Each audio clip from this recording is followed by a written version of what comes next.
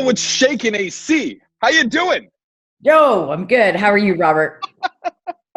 Um, I'm well. I'm well. Yeah, well, you did have positivity today with Robert. That's right. Robert's coffee and positivity time, like TEA. Right, exactly. It's Yeah. very good that you are offering that to your franchisees and getting together with them on a regular basis. It's super cool. That's exciting. All right. Well, hey, I got something I want to rant about with you, Is it the bags under my eyes from working late? You could film a movie about this and call it 50 Shades of Grey. Robert. They've already written a movie about that. I know, but it's about something totally different. Yeah, let's move on. Sound good? Okay. Yeah, Okay. sounds good. So I get this question a lot, and I love it, and I thought you might like to chime in on it. I don't know. I shouldn't say it's a question. It's actually more of a vibe or a statement. So franchisors early on, I often, when I'm asking them like, what is your level of understanding of sales, like when we start talking about franchise recruitment and the whole process and everything, and I often hear this response of, oh man, I'm so good at sales. I've been, before being a franchisor in this business, I was in sales and I've had lots of training on sales and all this stuff. And I'm like, okay, but have you ever sold a franchise? And they're like, well, I'm just going to use all the sales information and knowledge I have. And I'm like, okay, like there's definitely some things that will come up, but like, have you ever had to vet someone to make sure that if they're going to enter into a 10-year agreement and spend their life savings, have you incorporated that into the process? I'm not just saying it's like a bigger thing that you're selling, that's part of it, but then on top of that, you need to also be like vetting. Yeah, so what do you think is the difference then? Because I have my own opinions, as I always do.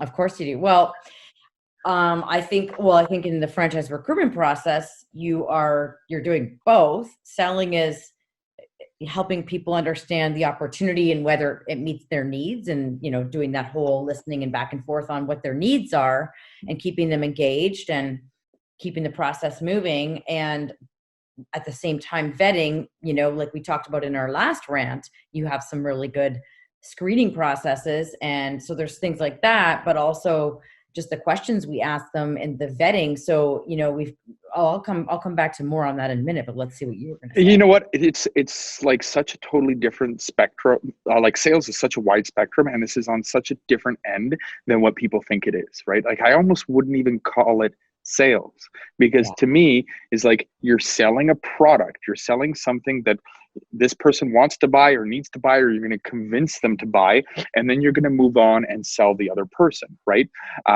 When I was working in sales, we were always told about this thing called SWAT, SWAT, right? Sell what's available today. So they would tell us it doesn't even matter what that person wants. It's what you have. If you're out of stock on this, whatever TV or whatever it is, you're not going to sell it. Sell what's of it. So it was all revenue driven, right? It was all moving on to the next sale. But this, like bringing on franchisees, I almost don't consider it sales. I see it more like dating. When you go on a date with somebody, you're not trying to sell yourself. Hey, look at all these accolades I have, and I have this degree, and I've worked here, and I have whatever. You're more so having a conversation to determine compatibility. Yeah, I'll tell you about me. You tell me about you, and we'll see if we fit together. Because if we do fit, this is an ongoing, longer-term relationship, which is the same thing with a franchise. It's not just like, here's all the information about my franchise, and I'm going to tell you all the features and benefits of it, and hopefully I've closed the deal. You're actually trying to determine if they're a fit for your company, for your culture, because you're going to have an ongoing relationship with them, right? And if you sell them, so to speak, and they buy it and they come in and they have expectations that they shouldn't have, it's almost your fault, almost, right? Like you're the one that told them that. You're not going to blame it on somebody else. You were that sales guy. So it's more Yeah. like dating to me actually than sales.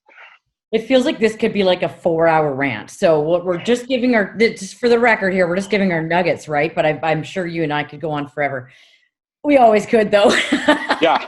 What else is new? But anyway, but on this topic, what I would say too is that when people, I would totally agree. There's no selling. It's actually, I mean, I just use that word so people understand, that you're selling the opportunity, assuming it meets their needs, right? Like you're not just selling it to sell it, right? And so it's all about I always say in these conversations with prospects up front, like we're just trying to make sure that this is going to be a fit, because the last thing anybody wants is like if we don't make sure it's a fit, and then in a year from now you're really unhappy, and we could have helped determine that. It could have been we could have saved us all a lot of money, headache, and time and frustration. So I actually think I probably go heavy on the vetting from the initial call, way less than selling the opportunity. I mean, I will throw in things like, especially if it's an emerging or early stage franchisor, about the excitement of getting in at this early stage, and that we don't have everything all figured out. And we are looking for people who kind of want to get in on that risk, like they're a little bit more risk taking, and that want to have a little fun with helping create this, and that get excited about taking risk. So I don't, that is in a way, it's indirectly selling, because it's selling and saying how fun the opportunity is. However, are you one of those people that likes to take a risk? That's where the vetting comes in, right? So every conversation, like you never want to get to a point where the whole time you've been selling. And yeah, I see that all the time where people, I'm like, okay, how are you going to do the process? And they're like, well, I'm going to do the presentation on this call. And I'm like, but presentation, that's like one-way communication, or like, what about the two-way communication, right? Yeah. I use the same hand signal for both there, but you knew what I meant, right? Not just like at the airport or on the tarmac, but yeah, I think it's really, really important to understand that it's not selling, and it's recruiting, and it's needs matching. I like to incorporate some things like, trial closing on every call. On every call, in the last 10 minutes of the call, you should be saying, now at this point, do you feel like this is a yes or a no? Like, are you still in, or are you starting to think this doesn't make sense for you? And I had one of my guys in my group today on my micro emerging franchisor roundtable, which is a really cool group. One of them asked, how do you eject them or whatever, exhaust them from the process if you feel like they aren't a fit? And I said, the ideal situation is if you can get them to eject themselves, because you've painted the picture of what it's truly going to be like, and they recognize that it's not a fit for them. Yeah. And I do have an answer on how you eject them if you need to, but you just, no, no, there's another way. But I would just try to get them to see it. Like, I don't know are you going to be happy with working with, maybe entry level wage staff, which maybe say you saw that as a thing they're not good at or comfortable with. And then you talk about that, and then they realize, yeah, I don't want to do this. Yeah. And that's probably, I think, why, calling it sales, although it kind of is, but like a lot of people who have sales experience don't see it as what it actually is. Yeah, I could sell a car, I could sell a house, I could sell a TV, whatever. So I could sell a franchise, right? And that's where sort of the loss comes, right? And right now it's even more difficult, right? During COVID-19, where some businesses are yearning for cash, you have to have resilience and a steadfast mind frame to know, I would love this franchise fee, but it's probably not good, right? Yeah, exactly. It's so hard, but that's the thing. Like, people have to get over this idea that it's just selling and not like, I would go way heavier on the vetting with some really cool tactics built in that are like putting you in a position of strength with tactful assertiveness and transparency. And I feel like that's when everything just falls into place. So yeah, crisis doesn't build character. Crisis exposes character. Oh, and what's the other expression? When the tide goes out, you find out who's all swimming naked. Yep, that's right.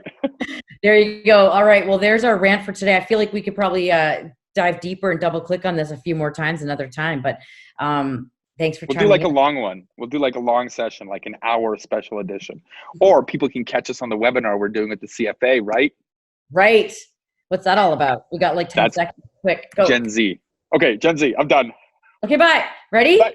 No, we got to count down. 3, 2, 1. Go be awesome.